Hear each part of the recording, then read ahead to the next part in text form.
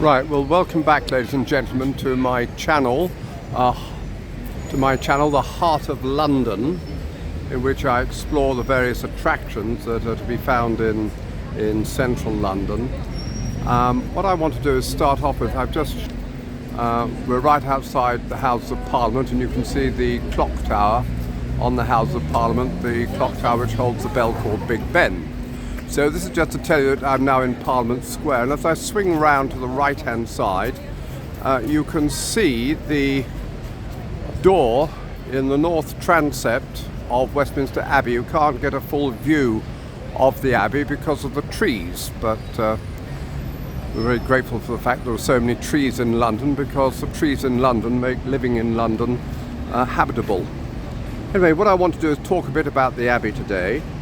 And the Abbey is important because it was one of the very early abbeys of Western Europe, one that helped to lay in the foundations of Western European civilization after the fall of Rome to the barbarians in the year 476 AD. Now, it's been an abbey.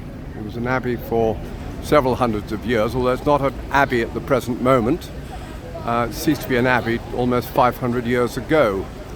For a brief time it was a cathedral, but then after about 13 years after it was a cathedral, it was changed into another building. It didn't become an ordinary church, it became quite an extraordinary church. It's called a Royal Peculiar, because it shares a status similar with St George's Chapel in Windsor Castle, and also with the Chapel Royal in St James's Palace, of being especially dedicated to the functions of the British royalty.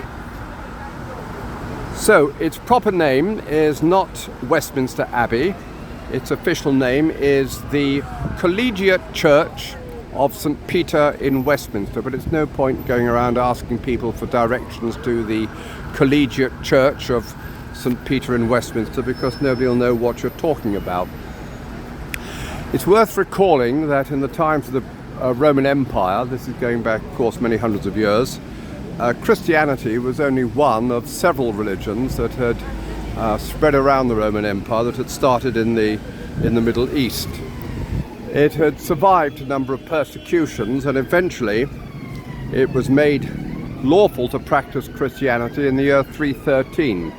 It then became the state religion, or even a compulsory religion, in the year 386. That was when the church was completely remodeled and reorganized along lines similar to the Roman army. In other words, you started out with individual churches with their own priests, and the priests were organized under the supervision of bishops, and bishops came under the supervision of archbishops, and the archbishops were all under the supervision of the patriarch in Rome, the man whom we refer to as the Pope. It's worth noting that during the times of the Roman Empire, the western provinces were the poorest and some of the most thinly populated parts of the empire, and it suffered very badly from a number of famines and plagues, and of course not to say anything of the barbarian invasions that started around about in the 400s. The legions of Rome left Britain in the year 410, and that's when Britain was overrun by people coming either from Denmark, what we now call modern Denmark, or northern Germany.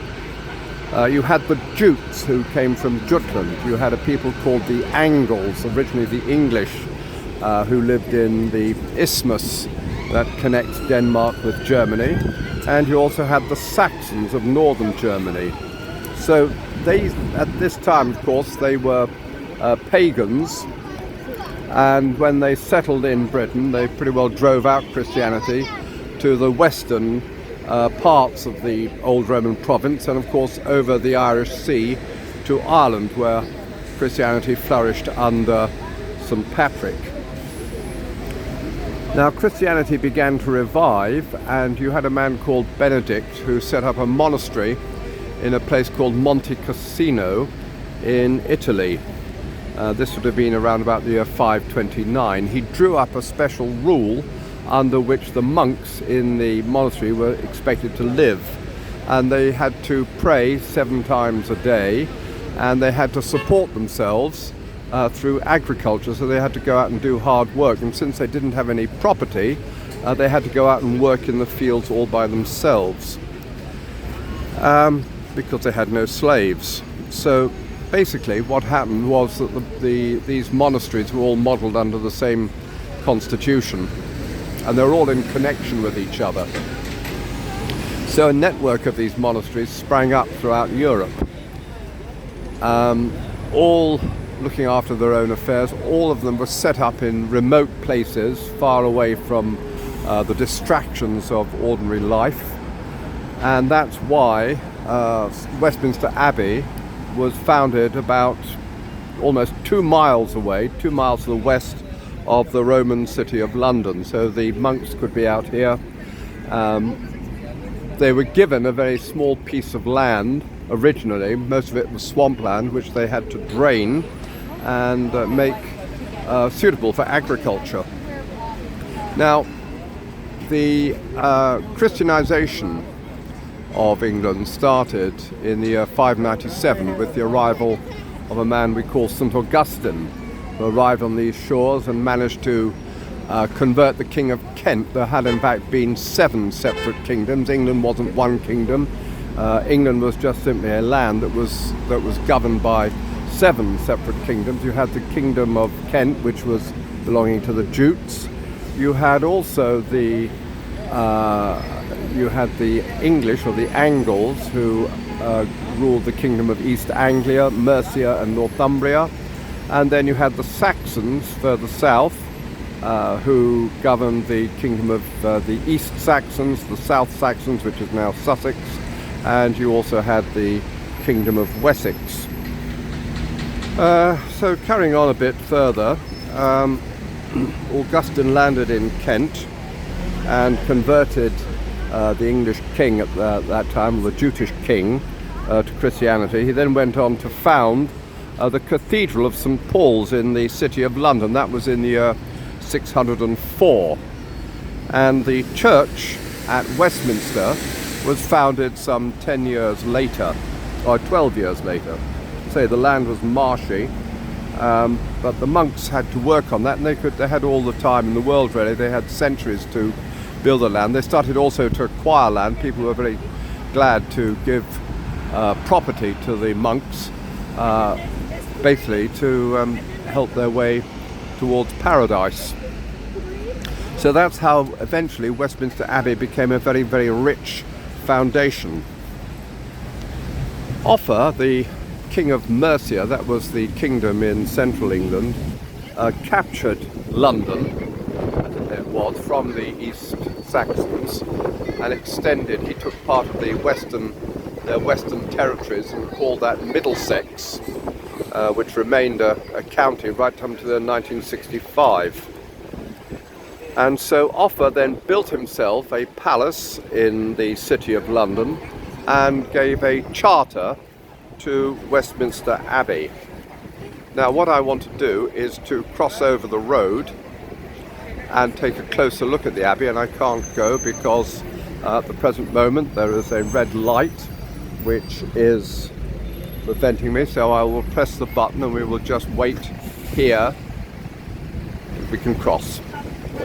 Right, unfortunately there's a car right in the way, but never mind, we will cross nevertheless until we get onto the traffic island at least, and you'll begin to see a much closer view of the north side of the Abbey. There's some scaffolding down there over on the right hand side. So that was King Offa. He gave a charter way back in the year 786. The last king, well, not the almost last king of Anglo-Saxon England, was a man called Edward, whom we refer to as Edward the Confessor. And it was Edward the Confessor who made a vow before he became king that he would make a pilgrimage to Rome. And having then made his vow, he found that when he became king, he couldn't afford the time to go to Rome. So in order to get out of his vow, what he did is he promised to rebuild a monastery dedicated to St. Peter, and that's what he did. He was the first person to build a monastery in stone. Previously to that, the church had been built out of wood. He also moved the royal palace out of the city of London and rebuilt it on the banks of the River Thames, near where, well, actually on the site where Parliament now is. And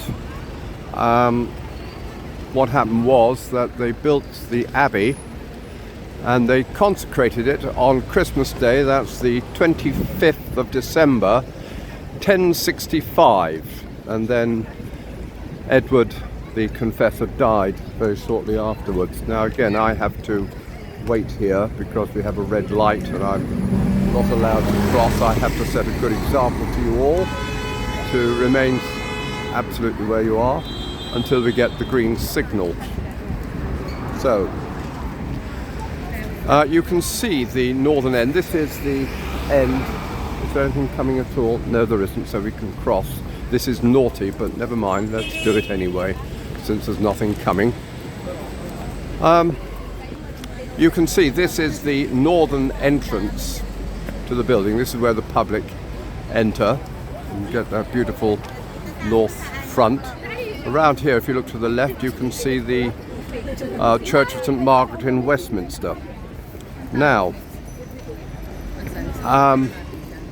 going in, long story short, we had the last Anglo-Saxon King of England was Harold, who was defeated at the Battle of Hastings in 1066, and then William of Normandy, who was in England, had himself crowned in King of England in Westminster Abbey. That was on Christmas Day 1066, and ever since then all the kings and queens of England have been crowned in Westminster Abbey, with the exception of the boy king Edward VI, who died presumably in the Tower of London at the hands of his uncle, his wicked uncle Richard III, and Edward VIII, who abdicated.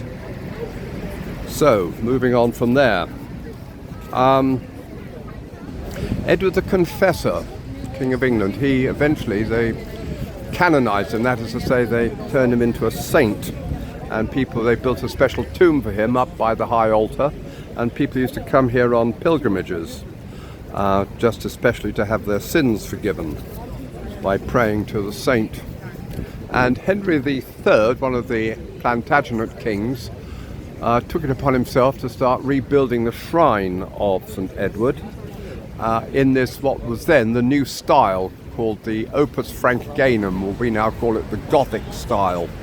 And so he built, or ordered to be built, this construction, which was imitating the technology, the latest technology. It's called Opus Frankiganum, and we call it Gothic. And it was designed to rival the Sainte-Chapelle in Paris and the Abbey of Saint-Denis, also in Paris, the place where the kings and queens of England, kings and queens of France are buried, and also the cathedral at Reims, where the French kings are crowned. So what we'll do now is just move down here a bit and make our way towards the front of the building, where we'll see what we call the west front. We've been here before. Doesn't matter coming back again, but you'll get a much clearer perspective. Let's have a look at those beautiful windows, and I'll talk more about Gothic architecture, or what we used to call Opus Frankiganum, in my next video, because the architecture really requires its own presentation. But as we make our way down here, you'll see the front of the building. We had the Plantagenet dynasty on the throne. The first Plantagenet was Henry II. He came to the throne in 1154. And eventually it sort of petered out under Edward III. Richard II And then we had the family was split by two rival sets of cousins, the House of Lancaster and the House of York. Now, the head of the House of Lancaster became Henry VIII, and he took the throne from Richard II. And they all played. This is all part of Shakespearean plays. You can actually see these plays reenacted from time to time. And I'll just take you around here because I want to show you, give you a full view of the west front of the building. Talk a bit about it. So we swing round. That is the Abbey with the towers there that were added by Nicholas Hawksmoor in 1743. Now, as you come down here over on the right hand side, you can see there is the Abbey shop. That's where they sell souvenirs. And then behind it there is part of the building which they call the Jerusalem Chamber. Now, why that's interesting is because Henry IV, while he was actually worshipping in the Abbey, was taken ill rather suddenly, and they had to carry him into the Jerusalem Chamber. Now, he always understood that he risked his life if ever he went out on a crusade to the city of Jerusalem. But when he was brought to the Jerusalem Chamber, he recovered his consciousness, and then he saw a picture of the city of Jerusalem on the wall, which really didn't do his health any good. He fell back and died. So that was the end of him, and after that we had Henry V. But anyway, ladies and gentlemen, this is just to show you the west front of the Abbey, and I will talk about the architecture in the next video. I'll say over and out for the time being.